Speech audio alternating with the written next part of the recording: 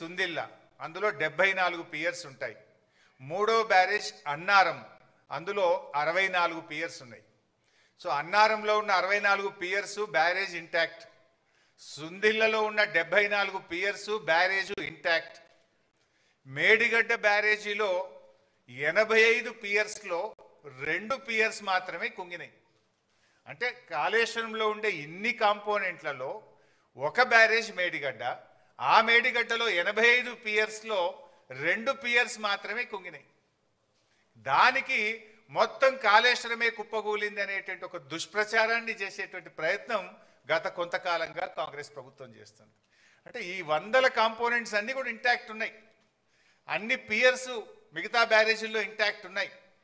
And కాళేశ్వరంలో black wise కట్టాం మనం.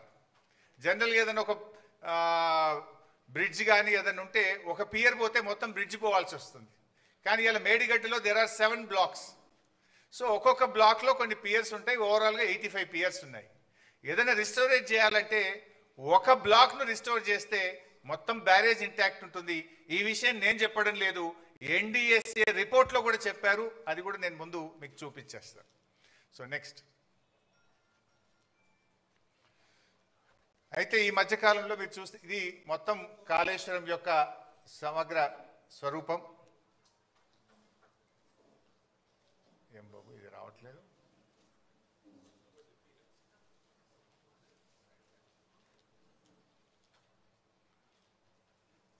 ఇది వస్తుందా బాబు? సో మీరు గమనిస్తే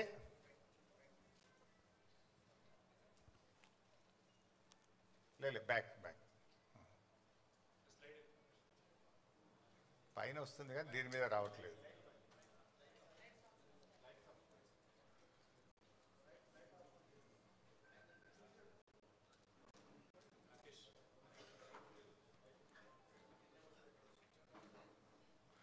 పర్లేదు, నేను ఐ విల్ ఎక్స్ప్లెయిన్ హియర్.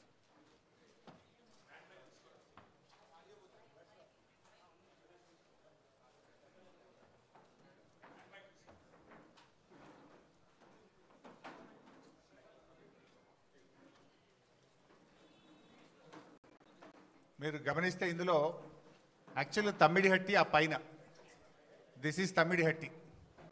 ఈ తమ్మిడిహట్టి దగ్గర నీళ్లు లేకపోతే మనం తమ్మిడిహట్టి ఈ సోర్స్ నుంచి ఇక్కడ ఎల్లంపల్లికి నీళ్ళు తెచ్చుకునే ప్రొవిజన్ ఉండేది. తమ్మిడిహట్టి నుంచి ఎల్లంపల్లికి నీళ్లు అవకాశం లేదు కనుక, నీళ్లు తక్కువ ఉన్నాయి కనుక తమ్మిడిహట్టి నుంచి మనము మేడిగడ్డకు రావడం జరిగింది. This is Medigadda, this is Annaram, then this is Sundilla. Sundilla నుంచి మనం ఎల్లంపల్లికి తెచ్చుకుంటాం. మారింది ఓన్లీ ఒకటే సిస్టమ్. తమ్మిడిహట్టి నుంచి ఎల్లంపల్లికి నీళ్ళు వచ్చే బదులు మేడిగడ్డ నుంచి ఎల్లంపల్లికి నీళ్లు తెచ్చాం. మారింది ఒకటే. ఇది మిగతాదంతా కూడా ఆల్రెడీ ఇంటాక్ట్ ఉన్నటువంటి సిస్టమే. ఇది కూడా ఎందుకు మార్చాము అనేది నేను ముందు ఎక్స్ప్లెయిన్ చేస్తాను.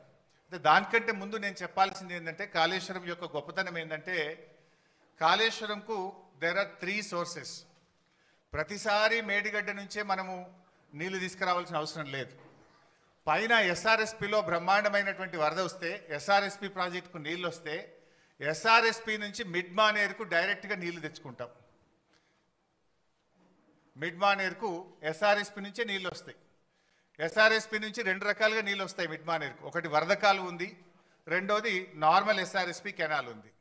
సో గోదావరిలో మంచి వర్షాలు పడి ఎస్ఆర్ఎస్పి నిండితే గ్రావిటీ ద్వారా ఎస్ఆర్ఎస్పి నుంచి మనం మిడ్ మానేరుకు నీళ్లు తెచ్చుకోవడం జరుగుతుంది. సో మిడ్ మానేరుకు నీళ్ళు వచ్చినప్పుడు ఏమైందంటే, we will operate Motors only from mid Manair.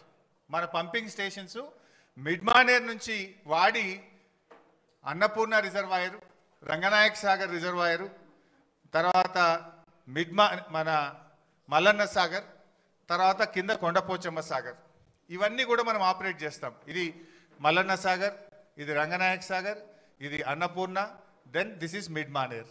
ఇగో ఎస్ఆర్ఎస్పి నుంచి 2 సిస్టమ్స్ ఉన్నాయి.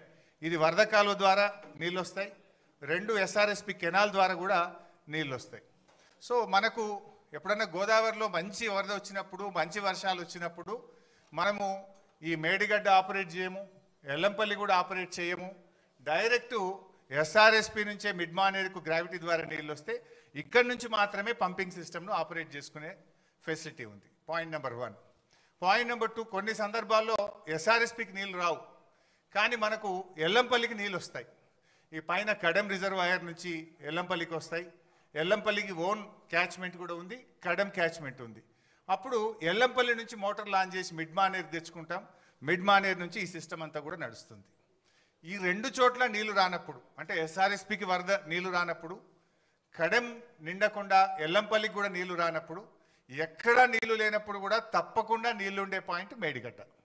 అప్పుడు మాత్రమే మేడిగడ్డ నుంచి మోటార్ లాంచ్ చేస్తాం.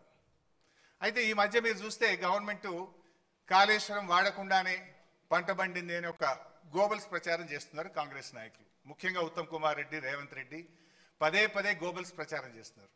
అది కాళేశ్వరం వాడకుండా కాదు, మనకు ఈసారి మంచి వర్షాలు పడ్డాయి.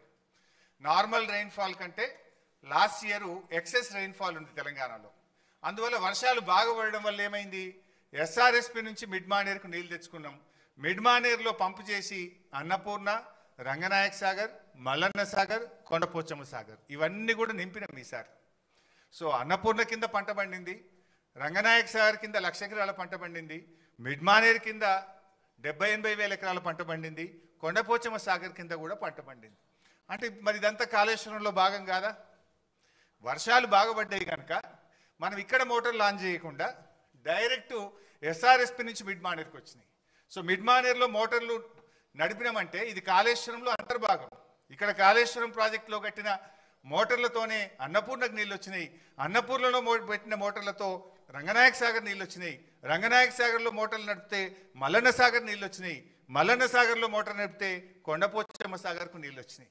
ఈ వ్యవస్థ అంతా కూడా పనిచేయడం వల్లనే పంట పండింది, మొదటి పంటకు రెండవ పంటకు.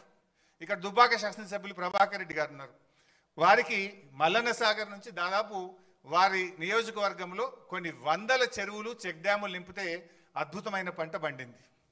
మెదక్ మాజీ ఎమ్మెల్యే పద్మాదేవేంద్ర రెడ్డి గారు ఉన్నారు, ఇదే మల్లన్న సాగర్ నుంచి రామాయణపేట కెనాల్ ద్వారా నీళ్ళు ఇస్తే కొన్ని